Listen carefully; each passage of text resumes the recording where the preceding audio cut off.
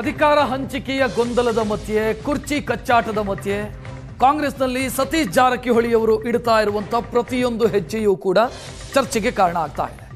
ಸದ್ಯ ಸತೀಶ್ ಜಾರಕಿಹೊಳಿಯವರು ಹೊಸ ದಾಳವನ್ನ ಉರುಳಿಸಿದ್ದಾರೆ. ಅಹಿಂದ ಅಸ್ತ್ರವನ್ನ ಸತೀಶ್ ಜಾರಕಿಹೊಳಿ ಪ್ರಯೋಗಿಸಿರುವುದು ಎಐಸಿಸಿ ಅಧ್ಯಕ್ಷ ಮಲ್ಲಿಕಾರ್ಜುನ್ ಖರ್ಗೆ ಅವರ ಮುಂದೆ ಅಹಿಂದ ಅಸ್ತ್ರವನ್ನು ಪ್ರಯೋಗಿಸಿದ್ದಾರೆ. ಸಿಎಂ ಕುರ್ಚಿ ಮೇಲೆ ಡಿಕೆ ಶಿವಕುಮಾರ್ ಕಣ್ಣಿಟ್ಟಿದ್ರೆ ಡಿಕೆಶಿ ಅವರ ಕುರ್ಚಿ ಮೇಲೆ ಸತೀಶ್ ಕಣ್ಣಿಟ್ಟಿದ್ದಾರೆ. ಡಿಕೆ ಶಿವಕುಮಾರ್ ಕುರ್ಚಿ ಅಂತಂದ್ರೆ ಕೆಪಿಸಿಸಿ ಅಧ್ಯಕ್ಷ ಸ್ಥಾನ, ಅದರ ಮೇಲೆ ಸತೀಶ್ ಜಾರಕಿಹೊಳಿ ಅವರ ಕಣ್ಣು ಬಿದ್ದಿದೆ. ತಮ್ಮ ಆಪ್ತ ಶಾಸಕರು ಮತ್ತು 12 ಜಿಲ್ಲೆಯ ಕಾಂಗ್ರೆಸ್ನ ಜಿಲ್ಲಾಧ್ಯಕ್ಷರನ್ನ ಇತ್ತೀಚೆಗೆ ದೆಹಲಿ ಕರೆದೊಯ್ದಿದ್ರು ಜಾರಕಿಹೊಳಿ ಅವರು. ಕೆಪಿಸಿಸಿ ಅಧ್ಯಕ್ಷ ಸ್ಥಾನಕ್ಕೆ ನಾನು ಸಮರ್ಥ ಅಂತ ಹೈಕಮಾಂಡ್ಗೆ ಕನ್ವಿನ್ಸ್ ಮಾಡುವಂತ ಪ್ರಯತ್ನವನ್ನು ಅವರು ಮಾಡಿದ್ದಾರೆ.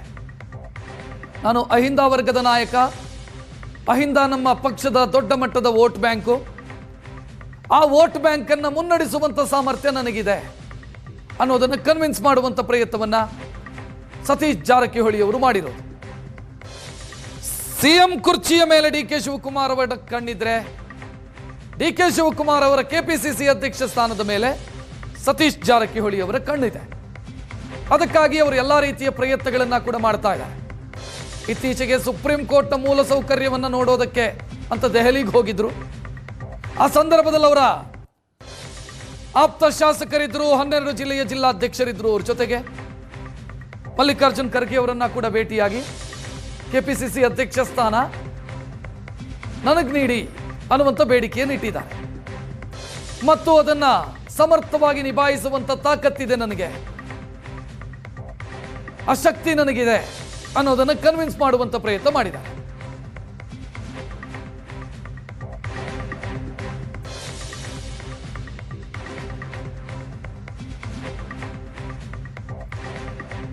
ಹೆಚ್ಚಿನ ಡೀಟೇಲ್ ನೀಡೋದಕ್ಕೆ ನಮ್ಮ ಪ್ರತಿನಿಧಿ ಮಾರುತೇಶ್ ಫೋನ್ ಸಂಪರ್ಕದಲ್ಲಿ.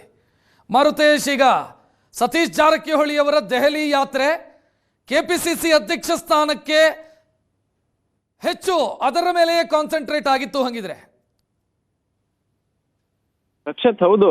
ಸತೀಶ್ ಜಾರಕಿಹೊಳಿ ಅವರ ಕಣ್ಣಿಟ್ಟಿರುವಂತದ್ದೇ ಕೆಪಿಸಿಸಿ ಮೇಲೆ. ಅದಕ್ಕೆ ಬೇಕಾದಂತಹ ಪೂರ್ವ ತಯಾರಿಯ ಭಾಗವಾಗಿಯೇ ಸತೀಶ್ ಜಾರಕಿಹೊಳಿ ಹಲವು ಪ್ರಯತ್ನಗಳ ಈ ಹಿಂದಿನಿಂದಲೂ ಮಾಡ್ಕೊಂಡು ಬಂದಿದ್ದಾರೆ.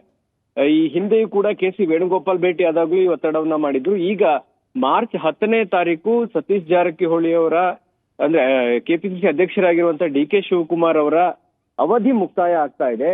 ಹೀಗಾಗಿ ಆ ಅವಧಿ ಪೂರ್ಣಗೊಳ್ಳುವ ವೇಳೆಗೆ ಅಧಿಕಾರ ಹಸ್ತಾಂತರದ ಚರ್ಚೆ ಆಗುತ್ತೋ ಬಿಡುತ್ತೋ, ನನಗೆ ಕೆಪಿಸಿಸಿ ಅಧ್ಯಕ್ಷ ಸ್ಥಾನವನ್ನ ನೀಡಿ ಅನ್ನುವಂತ ಒತ್ತಾಯವನ್ನ ಸತೀಶ್ ಜಾರಕಿಹೊಳಿ ಅವರು ಮೊನ್ನೆ ಮಲ್ಲಿಕಾರ್ಜುನ್ ಖರ್ಗೆ ಅವರನ್ನ ಭೇಟಿಯಾದಂತ ಸಂದರ್ಭದಲ್ಲಿ ಹೇಳಿದ್ದಾರೆ. ಆದ್ರೆ ಈ ಬಾರಿ ಅವರು ನನಗೆ ಸಾಮರ್ಥ್ಯ ಇದೆ ಅನ್ನುವಂಥದ್ದನ್ನ ಈ ಹಿಂದೆ ಪ್ರಸ್ತಾಪ ಮಾಡ್ತಾ ಇದ್ರು. ಆದ್ರೆ ಈ ಬಾರಿ ಅಹಿಂದ ಅಸ್ತ್ರವನ್ನ ಮಲ್ಲಿಕಾರ್ಜುನ ಖರ್ಗೆ ಮುಂದೆ ಕೂಡ ಪ್ರಸ್ತಾಪ ಮಾಡಿದ್ದಾರೆ.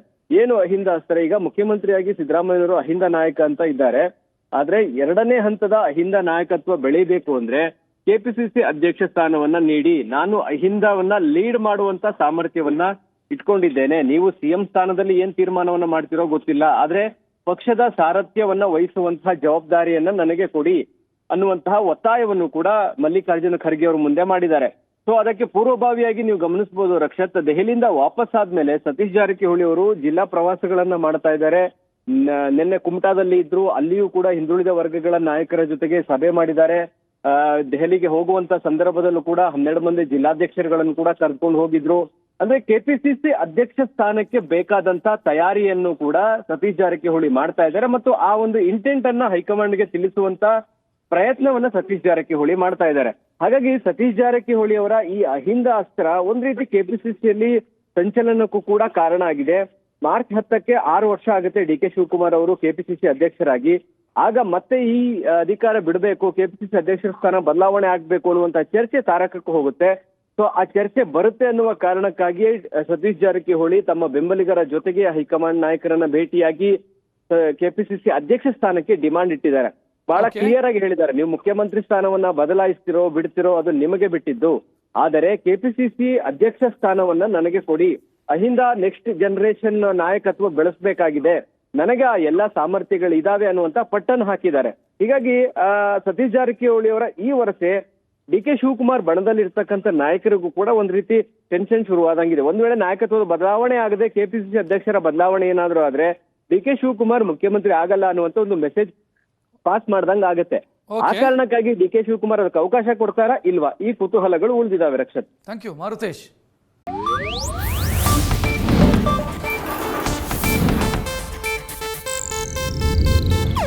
ಇದು ಏಷ್ಯಾನೆಟ್ ನ್ಯೂಸ್ ನೆಟ್ವರ್ಕ್ ಪ್ರಸ್ತುತಿ.